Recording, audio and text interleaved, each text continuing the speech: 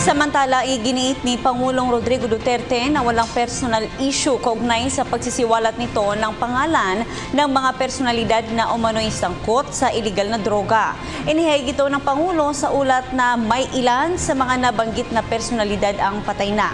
Dagdag pa nito, hindi basta-basta nagbibigay ng mga sensitibong impormasyon ang pulisya at militar nang hindi nabeberipika. Narito ang pahayag ng Pangulo.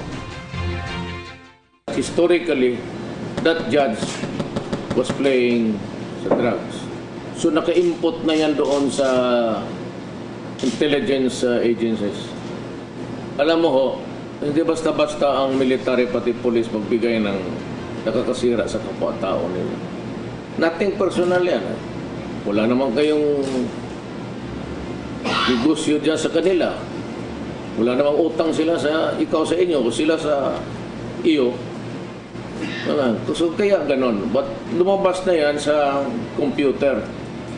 Isang judge was ousted because of corruption na. The term is ignorance of the law. Yung mga iba, patay na, pati yung mga pulis. Nakita mo yung may deposito doon na chemical sa apayaw. Kasi apayaw na nilibing. Yung pala patay na. But it's not corrected. It should remain on record na ikaw ay we are not bothered. Hindi naman kami pinapaalam ng patay ka na ba o hindi. Basta nandyan yung pangalan. Kaya imposible magsabi malinis kami. Kita mo, patay na yun long time ago. Ba't nakapasok ka dyan ka sa computer? Hi, ako si Ria Fernandez. Mag-subscribe na sa PTV YouTube channel. I-click lang ang subscribe button.